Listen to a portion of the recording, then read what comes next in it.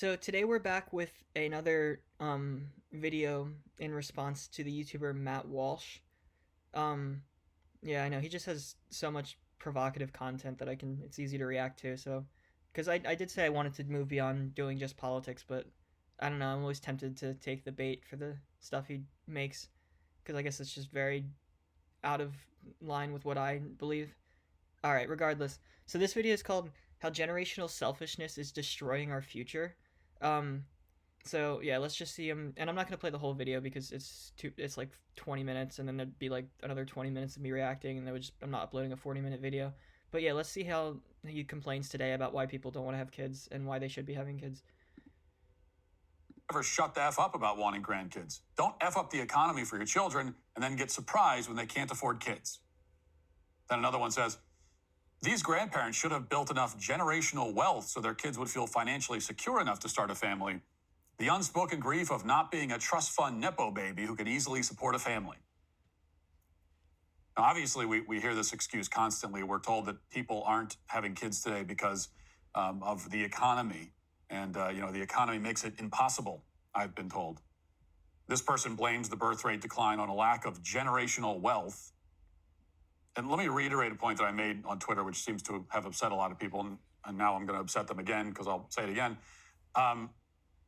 The economy is not preventing anyone from starting a family or having children. Okay? Well, the economy might not, in theory, be preventing you, but if you have any modicum of like standards, yeah, it kind of is. Like, God forbid you don't want to have to, be stressed out by poverty and then be even more stressed out by having to raise a kid in poverty. Like, yeah, wow, what a great life that would be. Yeah, I don't know. Okay, I mean, let's see where he takes this, but I don't know. Having a kid and then forcing them to live in poverty, and then you also having to live in, like, that just sounds like it's miserable all around. But I don't know. What do I It's know? not preventing anyone. Now, I'm not denying that the economy is in poor shape at the moment, but that is not a good reason or a valid reason for a society to give up on the family. If anything, it's all the more reason not to give up on the family. You only make, what do you think happens to the economy when everybody gets older and you don't have enough younger people coming up the ranks? You think that makes the economy better? Is that gonna solve the problem? It's probably bigger than us. I don't. Well, if it's just your life, then I don't. I don't know. It's more short term than long term, but that's fine. And also, you don't need generational wealth to start a family, okay? You don't need to be a trust. This is what we're hearing. You have to be a trust fund Nepo baby to simply have a kid. You have to be a multi-millionaire living in extreme luxury to afford even a single child. I mean, this is the kind of mentality that many people have now. Because people don't want to be miserable. Like, the vast majority of people who have had kids in all of human history probably weren't under good conditions, sure. I mean, we can, right now, like, the common example is, like, people in Gaza have children, despite Gaza being, like, just an open-air prison at this point, just being wiped off the face of the earth. But that's not really an endorsement of those conditions. It's just, like, I don't know, people, like, having sex, I guess. I don't know. So it's a failure to insert birth control, probably, if anything. It's not like, this isn't how we solve this problem. This isn't the right approach. Which will probably it'll reveal his priorities in a second, probably. It's totally delusional. I did not have any generational wealth when I started my family. And those of you who've listened to this show for a long time are familiar with my story. I was broke when I got married. The economy wasn't exactly humming at the time either. There's another thing I'm told all the time, but by people, younger people, especially when they're trying to justify that they don't want to have kids. They'll say, well, you don't know what it's like. You don't know with the economy. You don't know what it's like. Do you think this is the only time there's been a bad economy? Do you really think that? The economy crashed when I was in my early 20s. It's called the Great Recession. Okay, big crash. Wasn't all that long ago. So that's the situation I was in when I was just entering young adulthood. Okay? Is life ever going to be good enough? Is it even really a good idea to have a child if this life's just a constant struggle? Like, I don't even know. Yeah, like, why even have a child if, like, part of the time it's just going to be bad? Like, half the time the economy's just gonna suck anyway. That's just half your life. But oh well. I mean, I guess if you were a Marxist, you could say this is a problem you could overcome. So maybe there's that. But Uh, couldn't afford a house. I was living in an apartment on a meager salary. So broke, I frequently had to pay for gas with the spare change in the cup holder in my car. And we weren't in much better shape when we had our first two kids. We didn't buy our first house until we had already had three kids. and they just got to suffer. You don't need to be rich to start a family. You do not need to come from a rich family to start a family. Well, see, this is like I guess the fundamental antagonism is like it's up to the person having a child what conditions they want to have a child in, right? Like it's not he's saying it's your duty to have a child for some reason when you know that's just the natural course of events. Like if the economy just is awful, people don't want to have children in a bad economy and the human race would go extinct. That's just the natural course of events. Like you can't just shame people into having a child for the sake of perpetuating the human race. I don't know. I don't know about that one. You don't need a strong economy. Economies ebb and flow. Okay, they go up and they go down. If you ever have kids, okay, here's the thing: if you ever have kids, if you ever have them, it is guaranteed that you will have kids during a weak economy. And the reason is that it may be strong when you have them, but Well, that might be an indictment of our species. Like, what are we doing? We're just existing to suffer? Like, I don't. Okay. you'll still be a parent 10 years from then when the economy. Ahead. But just to review the next part of the video, because I don't want to watch the whole video, as I said. But I think we should just recap what we just saw. So basically, he argues that you know, economic insecurity isn't a good enough reason to not want to have a child, because God forbid you don't want to raise your child in poverty and live in poverty. Just no, stop complaining. Go do your, biblical duty and have a child. And yeah, so I don't know about that one, but I don't know. We'll see where he goes with this, I guess, because I think he's going to give us more of like the fundamental reasons he believes this, like his religious justification probably or something. Let's say. That they don't owe it to anyone to have kids. But actually, you kind of do. And nobody will tell you this. Okay, nobody will talk about the obligation to start a family. The idea that any of us have any obligations at all is, of course, anathema to the modern mind. We are deeply distressed by the thought that we owe anything to anyone ever. Well, whose fault is that? I mean, is the Daily Wire the news outlet I'd go to hear that, like, the welfare state and helping the poor is a good idea, or would they say it's just like black people mooching off of the government? Like, I don't know. I feel like capitalism might have created that mindset more than, I don't know. So just if we're looking to play the blame game, but that's beyond the scope of this video, I suppose. But you could be distressed about it all you want. I will say what no one else will say to you. You do actually owe it. You have a duty. Now, there are exceptions. Some people are called to a life of service apart from biological parenthood. Some people like simply can't have kids. I get that. There are other vocations. Is he pro or anti IVF? I don't know. That human beings can have. But most of us are called to start families. And for those of us who are called, I don't remember being called. Like, is it a phone call? I don't know. We do owe it. We do have a debt. We're called. We are called to it. Your ancestors suffered and bled and died to build the civilization you live in now and to give you all of the comforts and luxuries that you take for granted.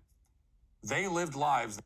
My ancestors were, like, somewhat privileged and probably, like, mooched off of some workers that probably weren't paid enough. So I don't know if that's entirely true, but I don't know. That were, by our standards, brutal and short and impoverished.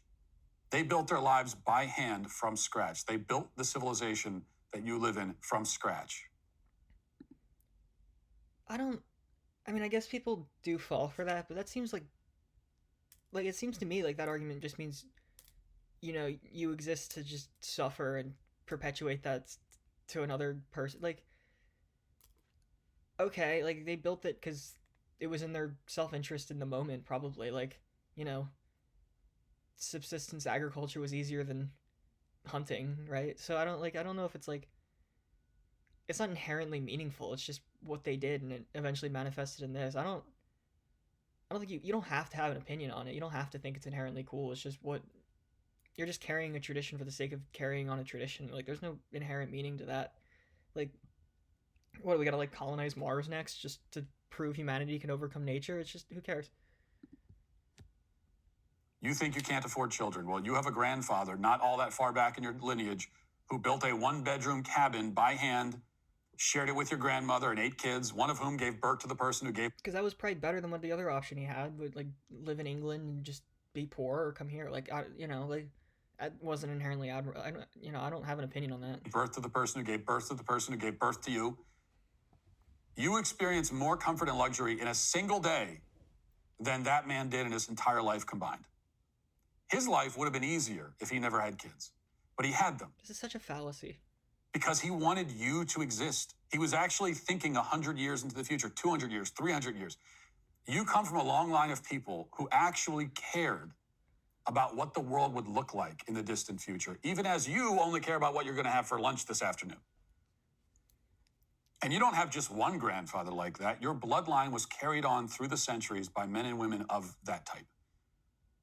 They carried your family name and your lineage and your history and everything that makes you, you. They carried it on their backs, and they suffered for its sake. And now, after all of that, after those thousands of years of struggle and strife, just to bring you into this world, you're going to shrug your shoulders and refuse to continue? They ran marathons, handed you the baton, and you're going to just sit down in a lawn chair and say, sorry, you wasted your efforts. The race ends here. I don't. You can justify a lot of things with this logic, like the idea that like, you were put in a subject to a struggle that I didn't consent to being subject to the struggle, but I have to carry on the struggle for this. Like this is like when you hear like people be like, well, your grandfather was a carpenter and your dad was a carpenter, and I don't care, you want to do something else. You're going to fulfill your lineage and run the family business. It's just like, it's self-serving to whoever was before you. It's just like, it's an ego trip. Like, it's not, I don't know. I never thought life was that like terrific, or the human condition is that great. So I'm not like that, like just to prove we can overcome things. I'm not going to just, for the sake of proving we can overcome things, have a child. Like this, the human race isn't even that impressive, honestly, in my opinion. Like, we fight wars and have like low standards in a lot of ways. So I don't see this as that admirable and something like it's your duty to carry on. It's just, you're imposing that standard. There's no way around that, really. Like, I don't feel like running. I don't feel like it. Nah. All of that is going to end with you going, nope. You're going to wipe out your lineage and bloodline just so you have more time to watch Netflix? Thousands of years of toil end with you by your own choice because you just can't be bothered? That is a failure of historic proportions. It is a failure to live up to your obligation because, yes, you have an obligation to the people who built this world. You have an obligation to continue what they built. Now, I'm not... Source? Like, where are we getting that? Who says it's my... Like, I don't know. I know that what I'm saying here is not going to be the most compelling argument to most people these days. I know that. And I know that a lot of people it's going to get shared on Twitter. People are going to snicker about it. And this is... Well, I respect that he's self-aware, but look, I just don't see it. I just don't. Dumb. We have an obligation to our ancestors, continue the lineage. That's stupid. Who cares about, there'll be a lot of that, a lot of that. I get it. Because to a lot of people these days, the idea that they should have any respect for their ancestors, much less that they have any obligations to them, is totally foreign. Now, I realize that. I mean, I don't know. I was born to have to realize that you might have to settle for less than what you want. I don't know why I'd be so thrilled to endorse that struggle, or that world, but okay. We are a culture severed from its own past, living in a perpetual state of now, as though the past never happened and the future will never happen.